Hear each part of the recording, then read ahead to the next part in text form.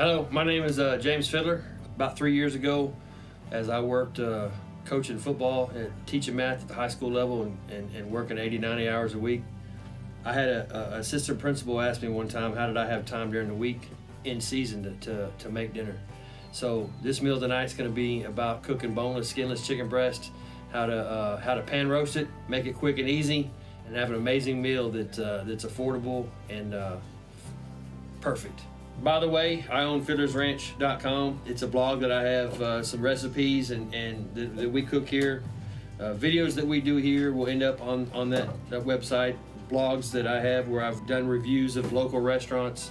And I give my 2 cents on how and whether I would eat there again and if it was worth the money that I paid. And it might be a small mom and pop place. I'm not gonna badmouth it, but I'll tell you if I'll eat there again. The links will be in the description below.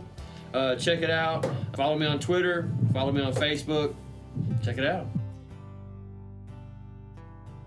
Tonight we're making some boneless, skinless chicken breast. Real quick, real easy, very simple to make, and you can use this and eat this so many different ways. You can throw some cheese on it straight out of the oven and eat it with a starch, whether it be potatoes, fried potatoes, mashed potatoes, or noodles.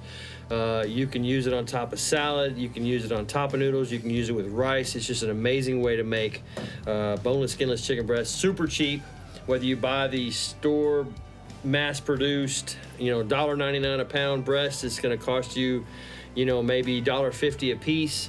On a 12-ounce breast, or if you're going to use something that's organic that might run $6, $7, $8 a pound, you're still going to be $5, $6 per breast, per meal, per serving. So it's a great cheap way to make dinner, and yeah, let's get started. So first thing you need to do is preheat your oven, which I've done. I preheated my oven at 400 degrees. This allows you to finish the meal very quickly.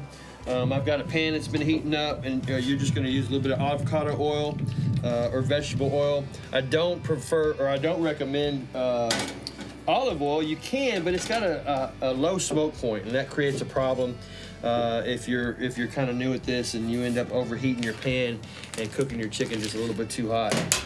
The next thing I want to talk about and show you is if you look at this chicken breast, it's really thick on one end and it's pretty thin on the other, and so you're going to end up with cooking issues as far as when each end finishes. This is going to finish too early, so if you dry it out, now you've got a ruined chicken breast.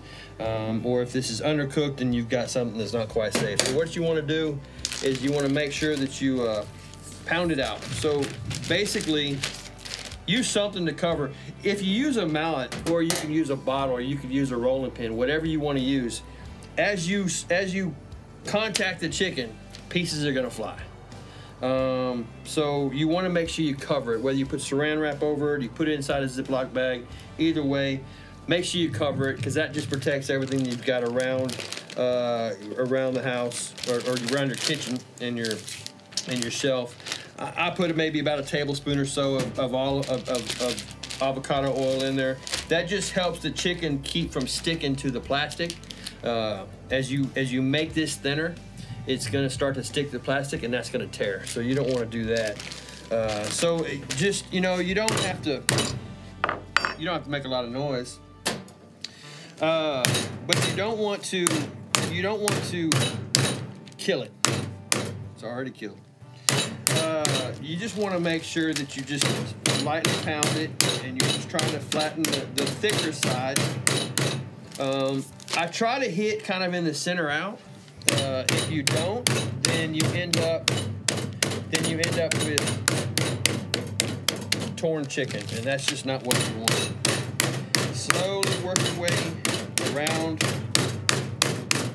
until you can get the whole thing at about the same thickness, because that's going to make it cook much easier. While we're doing this, remember the oven's heating up to the temperature that you need, and your pan is getting nice and hot. So that's, I think, is going to be perfect. So we're going to take this bad boy out.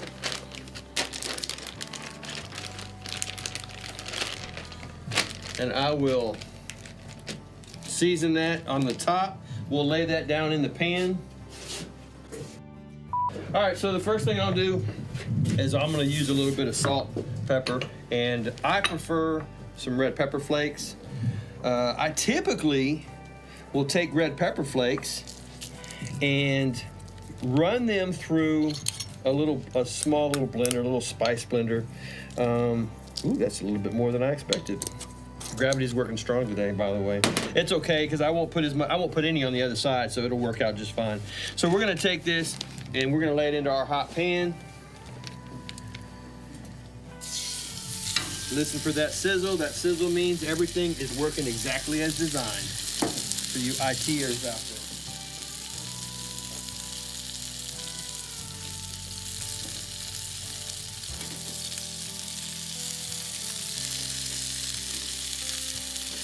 So we're gonna put this in for about 4 minutes.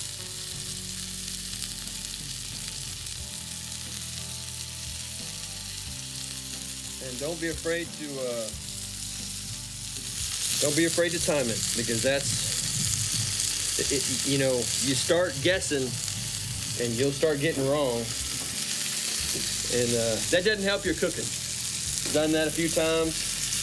But while we're waiting for that to cook up and crust, what's happening right now is the heat in the pan is reacting with the proteins that are in the chicken, and it's creating a kind of a crust, a kind of a burnt look.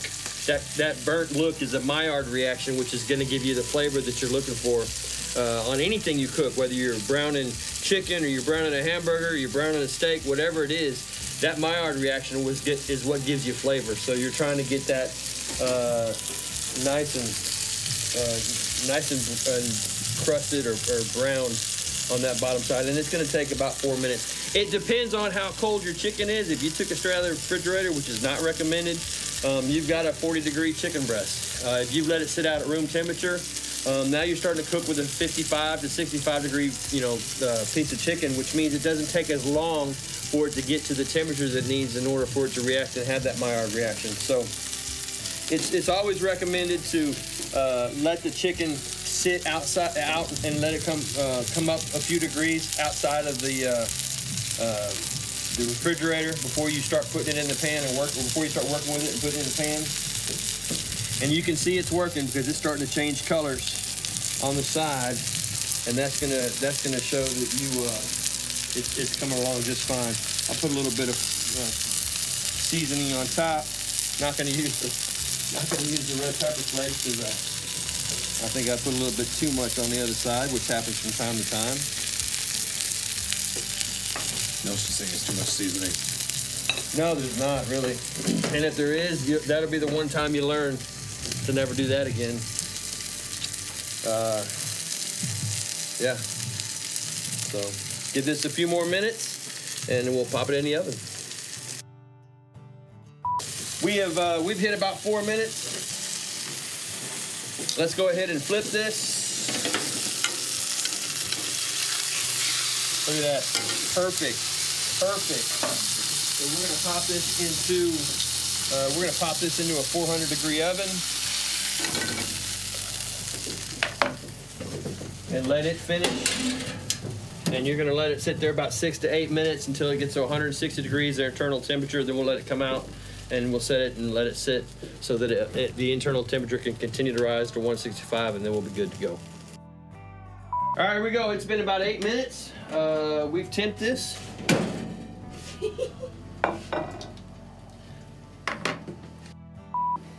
It's been about 8 minutes, so we're gonna go ahead and tip it to make sure that we are right where we need to be. And give it just a second. 162, 166, that's perfect. So we'll take that out. And I'll tell you what. Oh, they're in my hand. Sometimes you need more tools than you actually have. That's perfect. Save some of that for a little sauce that we'll make. Look at that, that's just perfect. That'd be too perfect. All right, so there we go. I'm gonna take and make a little sauce using a little bit of butter and some Parmesan cheese, just a little sauce to go on top of what we have. And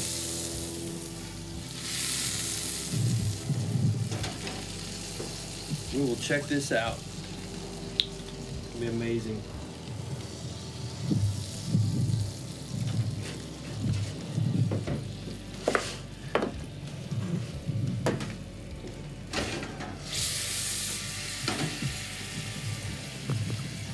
Use about a half a cup of Parmesan cheese, 1 tablespoon of butter, or just a small amount of heavy whipping cream. Let that just kind of melt down. Maybe just a real small pinch of pepper, a little bit of salt. I use kosher salt. It's recommended. That's done. Oh my goodness. That smells so good. And that right there, my friends, is heaven.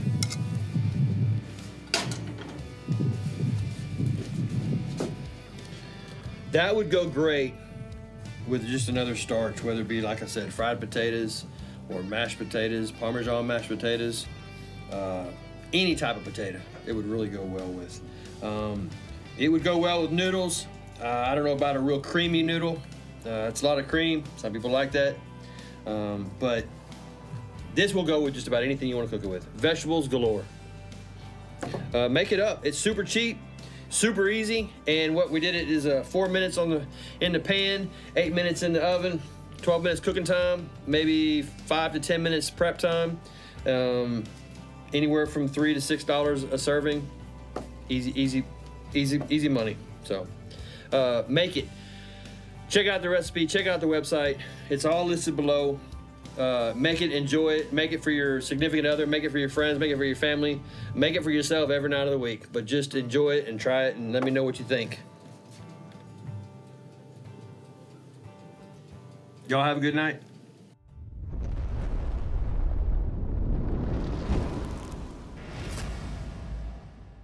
So, you know, this is our first show, and we have a certain process that we're going to follow. Apparently, Brian hasn't learned how to follow the process, so he's already eaten. I was hungry. A good third of it. But listen, try it at home. You know, it's the sauce and the mild reaction that you get off of searing it first. It's just.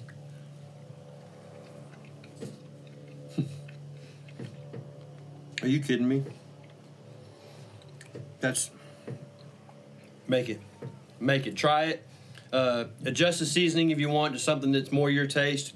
But the process is just, it's crazy.